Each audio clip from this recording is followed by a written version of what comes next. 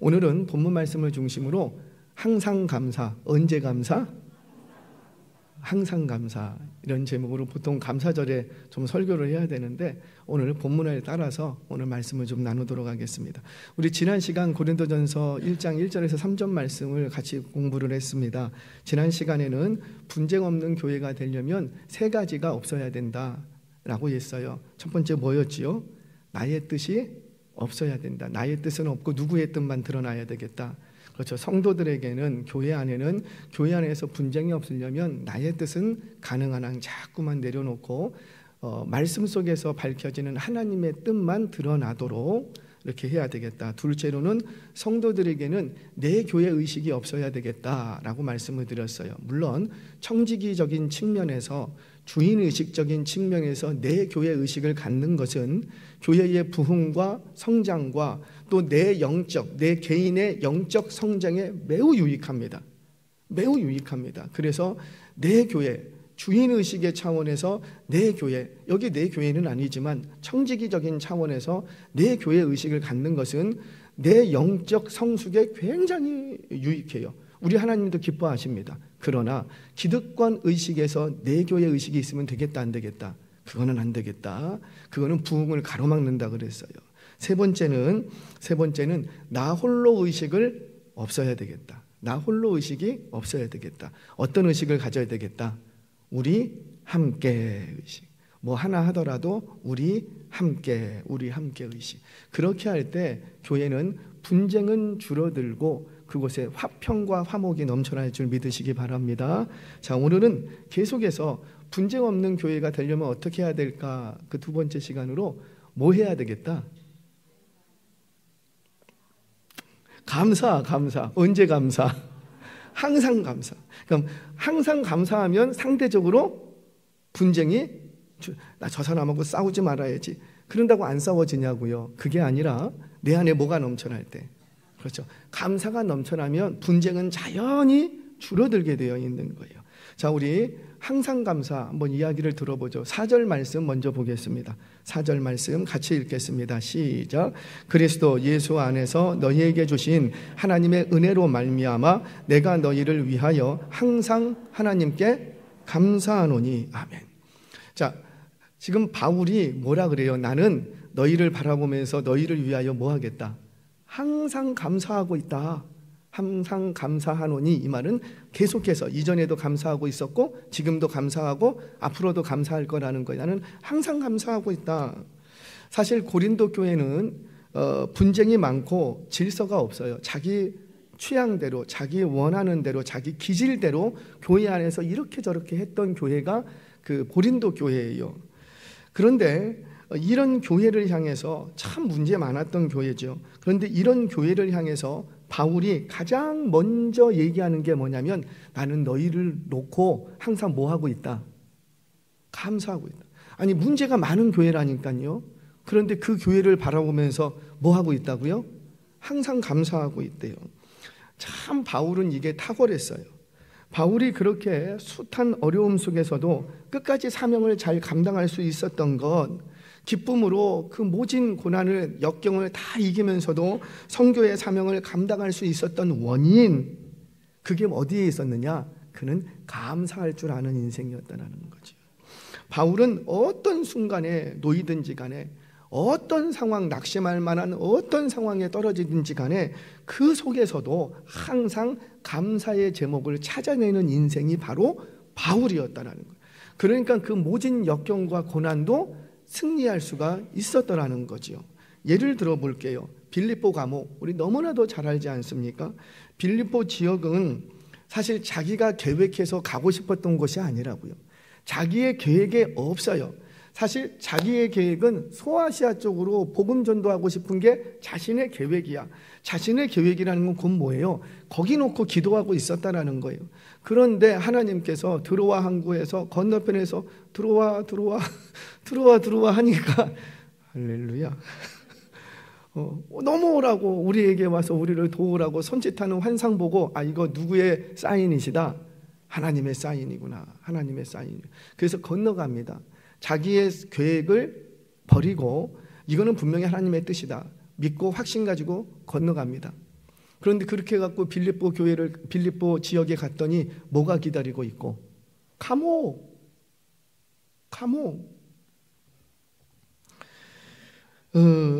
얼마나 낙심이 되겠어요.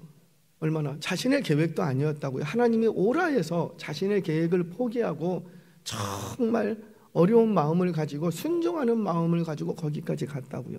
그런데 정작 자기를 기다리고 있었던 건 뭐였더라고요? 감옥이었다라는 거죠. 얼마나 낙심이 되겠습니까? 내가 이러려고 여기를 왔나? 뭐 하나님, 도대체 하나님의 뜻이 아니었습니까? 얼마나 오만 생각이 다 들었겠냐고요. 그런데 그 낙심될 만한 상황에서도요, 바울이 승리하는 비결이 있었다라는 거지요. 그게 뭐였더라? 감사. 빌립보 감옥에서 감사하고 찬송하더라는 거예요. 그래요. 바울의 승리의 원인은 어디에 있었냐면, 물론 하나님께서 승리를 주시지요. 아멘이세요? 그런데 하나님의 승리가 우리 가운데 들어오는 통로는 있다고요. 그 통로가 뭐였더라? 감사. 항상 감사했다라는 거죠. 사랑하는 여러분, 저와 여러분 감사하는 인생 되시기를 바랍니다. 감사하는 자들에게 더 큰 축복을 주실 줄로 믿으시기를 바랍니다. 그러면 또 우리는 궁금하잖아요. 도대체 감사하는 자들에게 어떤 축복을 주실까? 감사하면은 뭐 돈벼락을 맞는가? 할렐루야. 우리 돈벼락 맞으신 분 계세요? 감사하는 자들에게 어떤 축복을 주는가? 자, 첫 번째는요, 생각을 바꿔주십니다. 감사해 보시라고요. 돈벼락은 안 맞아도요, 생각이 바뀝니다. 계속 감사를 하면. 1991년 일본 아오모리 현에 불어닥친 태풍 때문에 그의 사과 농사를 하시던 농부가 사과 농사를 완전히 망치게 됩니다. 완전히 한 해 동안 했던 농부. 일본에는 태풍이 많이 불잖아요. 실제로 있었던 일이에요.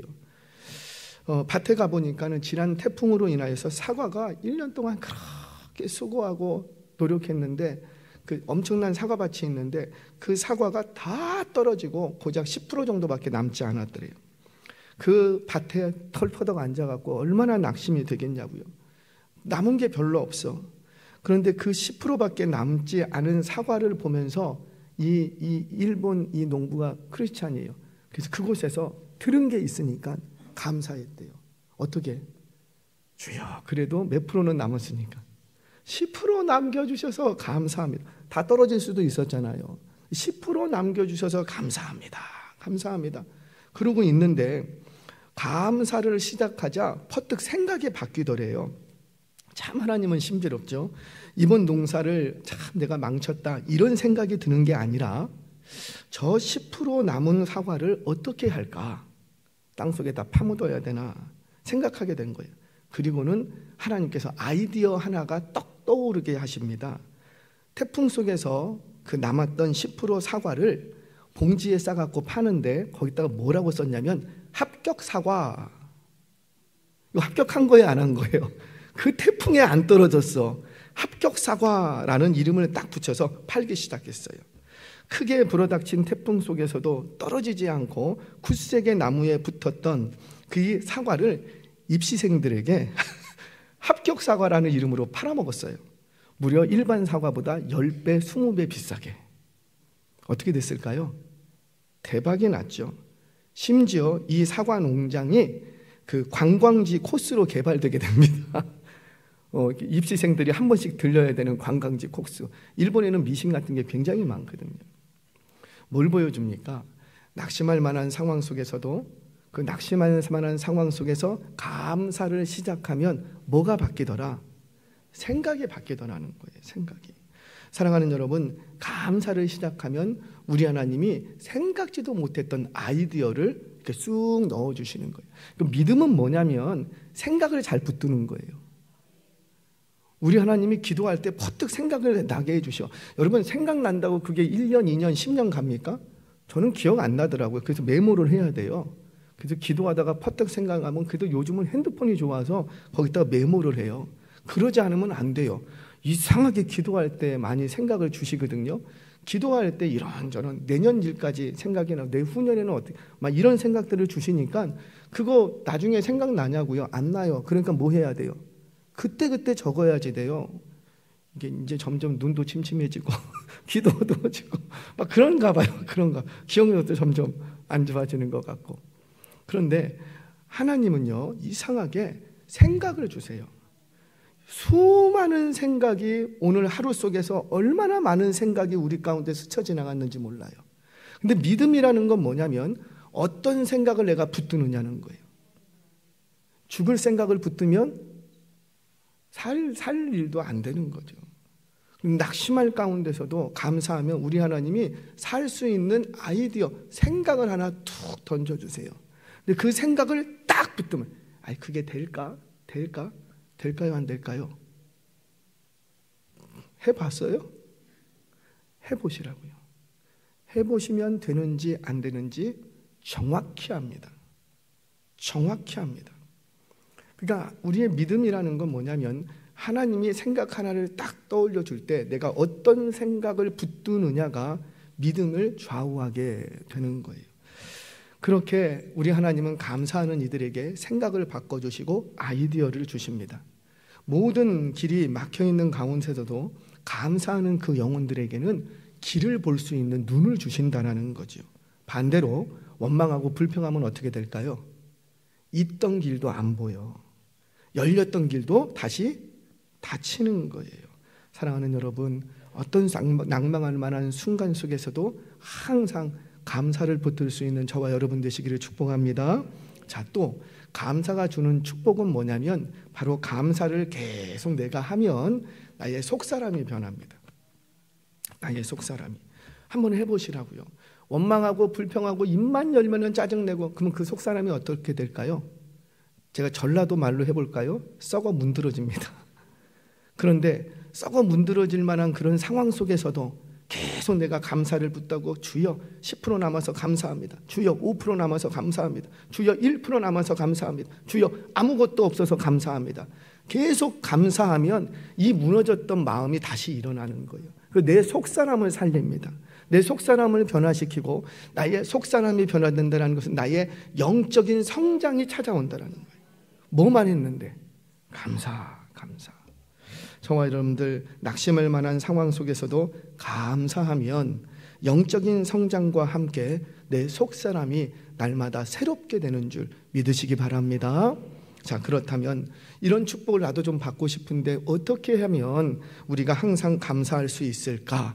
그 비밀 두 가지만 좀 찾아내고 말씀을 정리하겠습니다. 우리 4절 그리고 7절 8절 이어서 말씀 보겠습니다. 자, 어떻게 해야지 우리가 항상 감사할 수 있을까? 4절 같이 읽겠습니다. 시작. 그리스도 주신 하나님의 은혜로 말미암아 내가 너희를 위하여 항상 하나님께 감사하노니. 자, 7절 8절도 한번 봅니다. 시작. 너희가 모든 은사에 부족함이 없이 우리 주 예수 그리스도의 나타나심을 기다리라. 주께서 너희를 우리 주 예수 그리스도의 날에 책망할 것이 없는 자로 끝까지 경고하게 하시리라. 누가 우리를 책망할 것이 없는 자로 경고하게 해주신대요. 지금 고린도 교회는 책망 엄청 받을 것이 앞으로 나타나요. 그런데 그런 책망을 지금 이제 하려고 하는데 하기에 앞서서 누구를 지금 끌어오는 거예요? 그렇죠. 이 상황 속에 누구를 개입시키고, 그렇죠. 예수 그리스도. 4절에서도 뭐라고 말합니까? 예수 그리스도 안에서 내가 항상 감사하겠다. 그러니까 이 상황 속에 이 현실이 녹록치 않은데 이 사건 앞에 누구를 끌고 오는 거예요? 그렇죠. 예수 그리스도. 하나님을 개입시키더라는 거지요. 여러분, 믿음은 그런 거예요. 나의 계산 속에 누구를 개입시키고, 그렇죠. 하나님, 예수 그리스도를 개입시키는 거예요. 나의 계산 속에, 지금 이 상황 속에 하나님이 일하실 것을 계산에 넣을 줄 아는 사람, 바로 그런 사람이 감사할 수 있다는 거죠. 지금 바울이 말하는 게 바로 그런 거 아니겠어요? 바울은 지금 고린도 교회는요, 절대 칭찬받을 만한 교회가 아니에요. 16장 내내 꾸중을 듣습니다. 앞으로 드러나겠지만요, 무지막지하게 호되게 책망을 해요. 그런데 이런 교회를 보면서 나는 너희를 보면서 항상 감사한다. 어떻게 이럴 수 있는가? 바로 우리 주 예수 그리스도께서 너희들 가운데 나타날 것을 기대하고 있기 때문이에요. 누구를 개입시키고? 예수 그리스도. 그리스도 안에서 내가 너희를 보면은 안 되겠지만 그리스도 안에서 내가 감사하겠다. 예수 그리스도께서 너희를 책망할 것이 없는 자로 만들어갈 거야. 아직 아무 일도 일어나지 않았지만은 이 상황 속에 누구를 개입시키고, 그렇죠, 예수 그리스도, 하나님을 개입시키는 거예요. 나의 이성과 나의 상식과 나의 감정과 지금 이 상황 속에 도저히 안 돼. 이 상황을 보면 짜증만 나. 그런데 누굴 개입시키더라? 하나님, 예수 그리스도. 그러니까 뭐가 일어나고, 아침 일찍 학교를 가야 되는데 학교를 가기 싫어서 미적거리고 있는 자식을 보면 우라통이 터지죠. 누가 그랬어요? 우리 어머니가. 저희는 학교가 가까우니까 제가 아침잠이 많았어요. 옛날부터. 밤잠은 없는데 아침잠이 많다 보니까 항상 학교 갈 때마다 엄청 힘드셨대요. 그렇죠? 지각은 안 했어요. 엄청 힘드셨대요. 제 남동생은요, 엄청 쉬웠대요. 제 남동생은 밤잠이 많고 아침잠이 없어요. 그러니까 얘야 하면 벌떡 일어나갖고 학교 갈 준비하고 가버려. 근데 저는 얘야 그러면 일어날까요? 언제 일어날까요? 이놈의 새끼 이렇게 해야지 일어나는 거.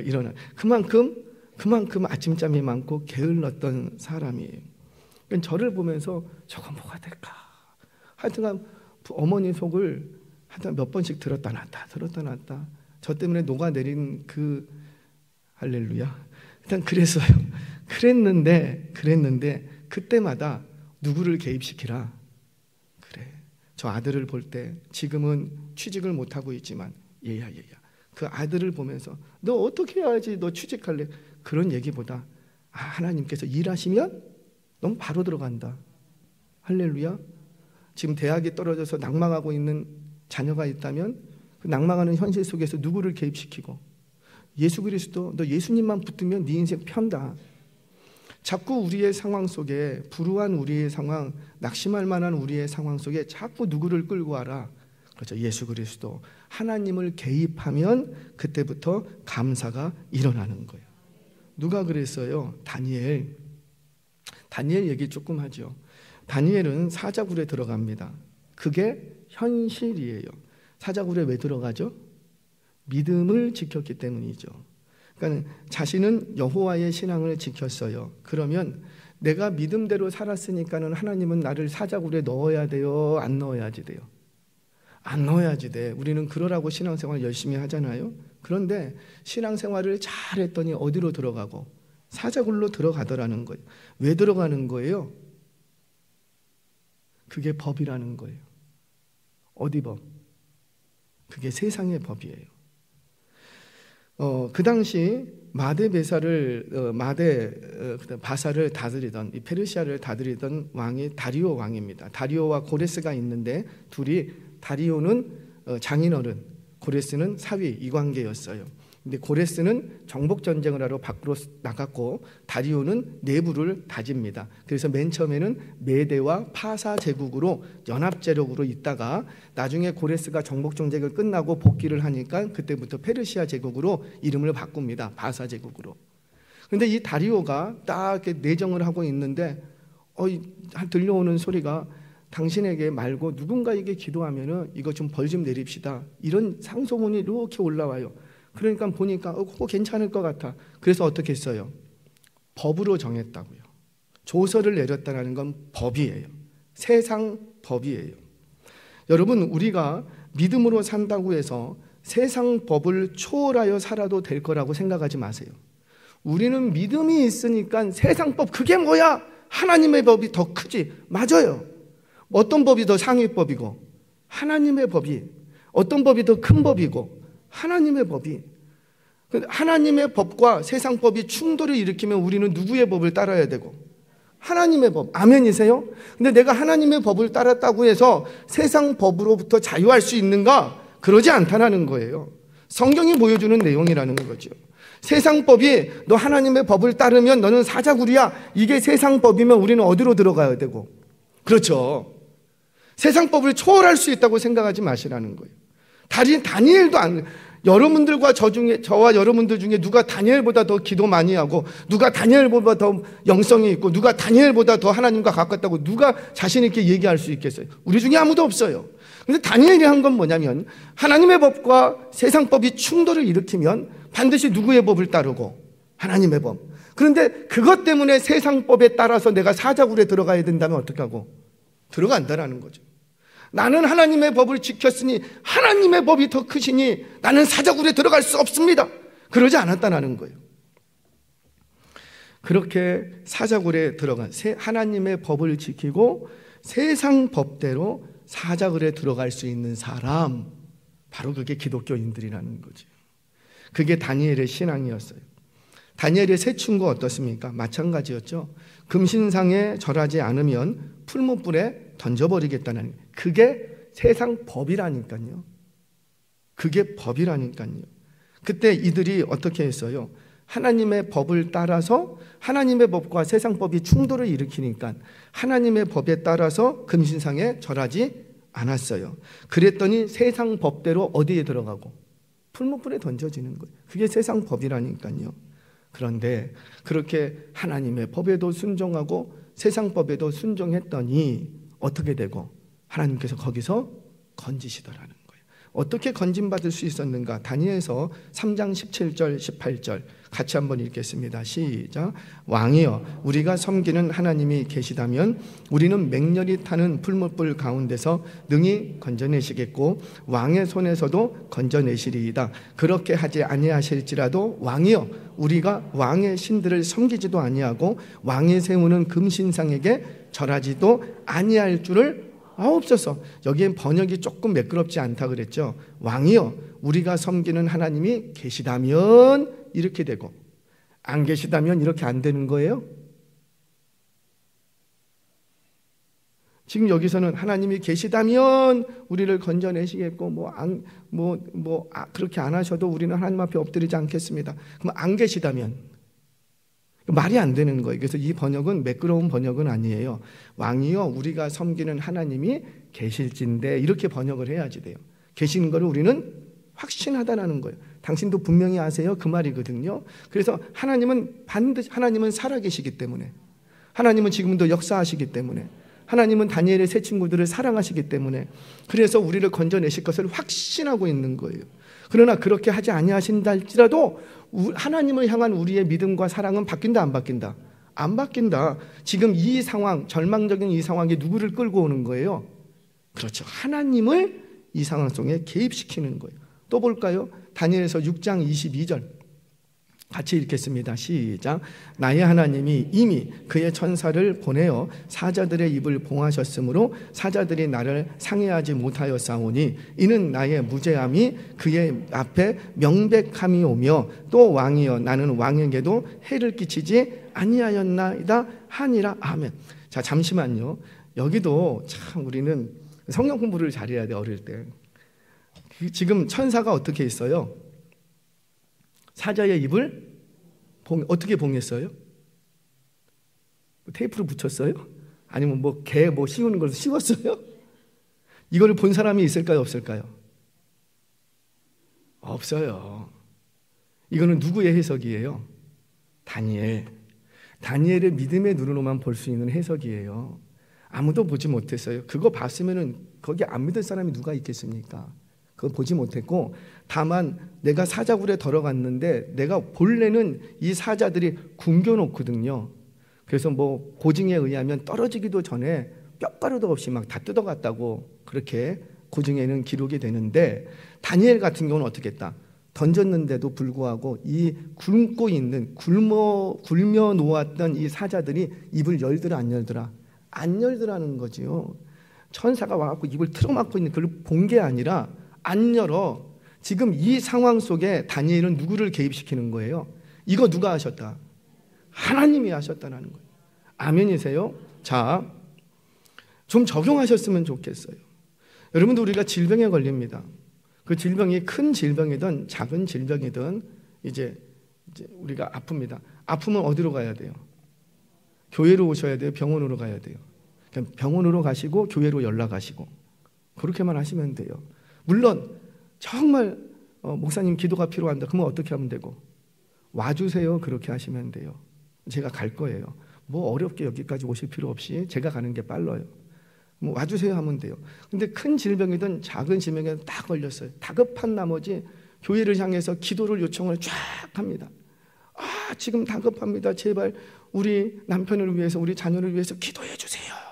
그런데 실제로 지금 처치하고 있는 건 누가 처치하고 있고? 의사가. 그런데 나았어. 완쾌가 됐어. 그럼 그거 누가 하신 거예요? 의사가 한 거예요? 하나님이 한 거예요? 근데 이상하게 다급할 때는 하나님이 하실 거라고 믿어. 근데 치료가 되면은 누구한테 감사하고? 이게 우리예요, 우리. 지금 뭘 얘기하냐면 이 상황 속에서 의사의 손길을 통해서 진짜 치료하시는 분이 있는데 그 의사가 실수하면 어떻게 하겠냐고요. 뭐 이렇게 메스를 대야 되는데 메스를 그냥 1cm 더 대버렸어. 뭐 어떻게 할 거냐고요. 지난밤에 잠을 못 잤어. 막 피곤해. 수술이 너무 많아갖고 못 잤어. 근데 명이야. 그래서 해야 돼. 근데 명이라고 그 손이 안 떨립니까? 그냥 아이고 깜빡해갖고 그냥 쓱 가면 어떻게 할 거냐고요. 그런데 그 손목을, 그 메스를 붙잡고 계신 분이 누구라?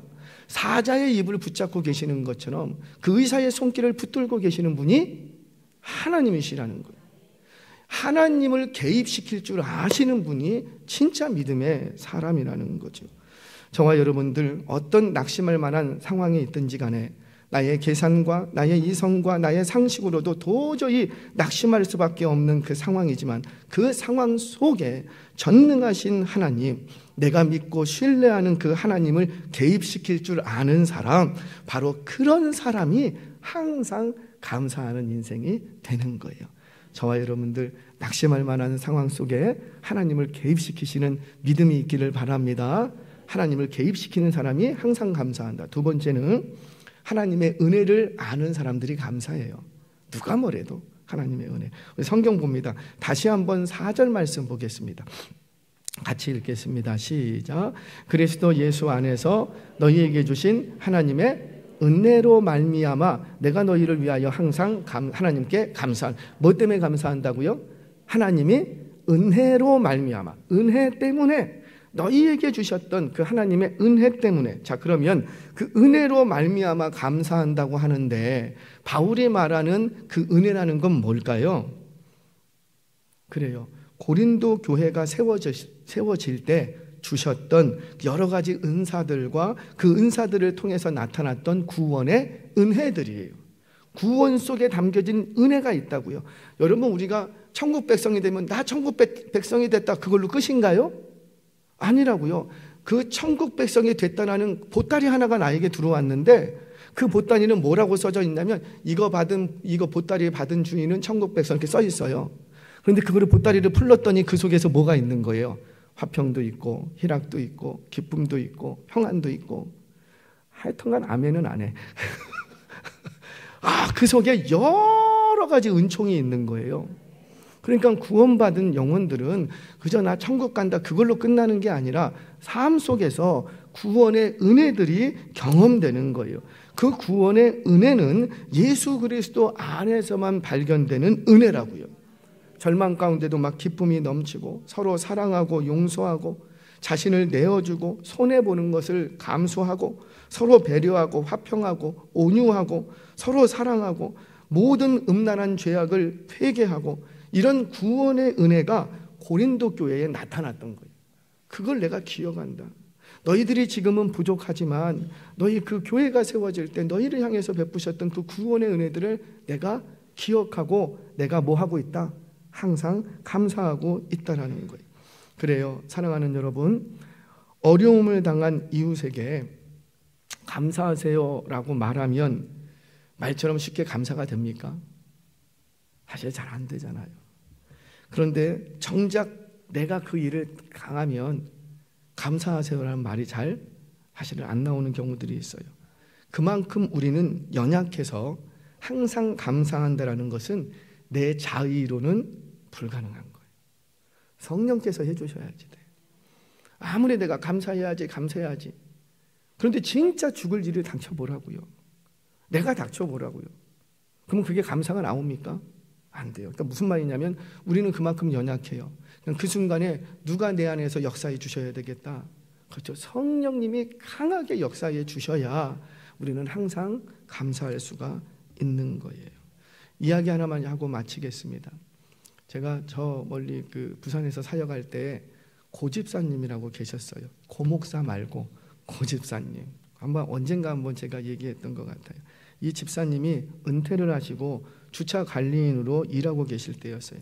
교회는 매주일 많이 오는데 저 중층에 앉으셔서 하여튼 보이지도 않으세요. 오셨나 안 오셨나 그냥 조용히 예배만 드리고 그리고 예배가 끝나자마자 그냥 가시는, 그런 드러나지 않는 그런 분이셨어요. 저도 이분을 잘 기억하지 못할 텐데 제가 기억하는 이유는 이분의 조남이 저희 아버님 조남하고 같은 이름이셨거든요. 조남이 같으세요. 그러다 보니까는 기억이 나고 관심이 가고 그랬던 분이세요. 근데 교회 안에는 잘 드러나지 않았어요. 그런데 어느 날 갑자기 전화 한 통화가 딱 옵니다. 아내 집사님이 다급한 목소리로 전화가 온 거예요. 목사님 큰일 났다고. 내 남편 큰일 났다고. 지금 수술실로 들어가는데 기도 좀 해주시라고. 기도 좀. 무슨 내용인가 봤더니 주차 관리를 하는데 주차 타워 안에서 기계를 점검하다가 이게 오작동이 된 거예요. 그 좁은 그 안에서 이런 쇳덩이들이 도는 거죠. 위로 돌고 내려가고 옆으로 가고 차를 옮겨갖고 주차하잖아요. 그 안에서 이게 도는데 얼굴을 쳐버린 거예요. 근데 얼굴만, 그 쇳덩이가 얼굴을 치고 나갔는데 그것만 되면 다행이게요. 치면서 그 밑으로 떨어졌다고요. 죽었지. 그래갖고 사고 소식을 듣자마자 내 남편 지금 수술실로 곧장 들어간다고. 제발 기도 좀 해달라고.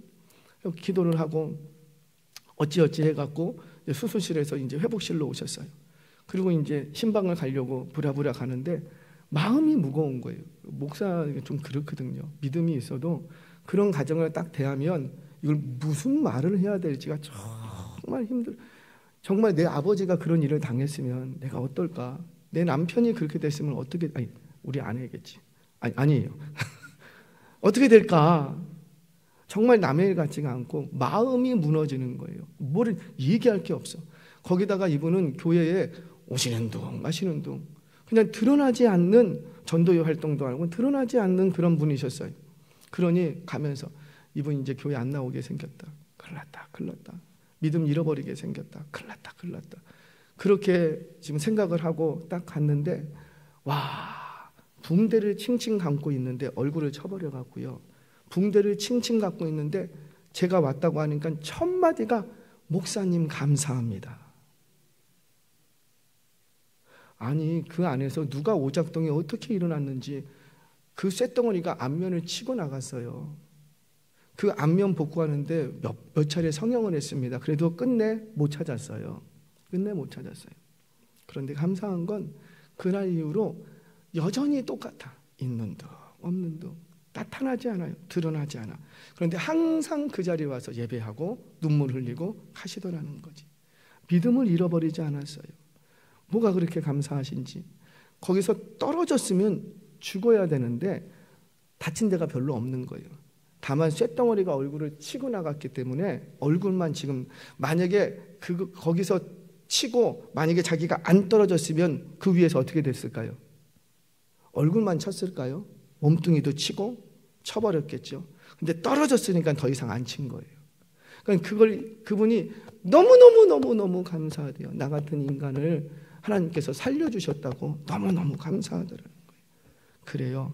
죽을 위험에서 살려주신 하나님께 감사하더라는 거예요. 내가 재수가 없어서 이런 꼴을 당했다고 생각하는 것이 아니라 그 위기 속에서도 나를 건져주신 하나님께 감사하더라는 거예요. 말씀을 정리하겠습니다. 사랑하는 여러분, 감사가 많아지면 믿음도 커진답니다. 감사와 믿음은 비례한답니다. 감사가 많아지면 그 인생이 더 행복해진답니다. 여전히 물질도 적고 여전히 일은 잘 안 풀려도 감사가 많아지면 그 인생은 더 행복해진답니다. 감사가 많아지면 한번 주변에 보시라고요. 감사가 많은 사람은요, 세상 사람들 눈에도 매력적으로 보인답니다. 제가 엘리베이터를 타면 요즘 계속 그래요. 안에 애가 있던 누가 있든 진간에 아침에 오늘도 좋은 하루가 되세요. 그리고 나가면은 이분이 고개를 숙이고 또 이러고 봐요. 어디서 그런 소리를 처음 들었는지 엘리베이터를 타면 안녕하세요. 딱 내리면서 헤어지면서 오늘도 좋은 하루 되세요. 그 인사 한마디가 저를 다르게 보더라는 거죠. 처음 그런 얘기를 들은 사람처럼. 그리고 굉장히 좋아해요. 사랑하는 여러분, 감사가 많아지면 두려운 세상 앞에서도 우리는 강할 수가 있어요. 지금까지 감사하지 못했던 것이 있다면 오늘 잠시 후에 기도할 텐데 기도할 때 회개하시고 하나님을 나의 삶에 개입시키고 하나님의 은혜를 다시 기억하며 낙심할 만한 상황 가운데서도 항상 감사하는 저와 여러분 되셔서 없던 길도 생기고 막혔던 길도 열리는 이런 놀라운 축복의 사람들 되시길 주의 이름으로 축원합니다.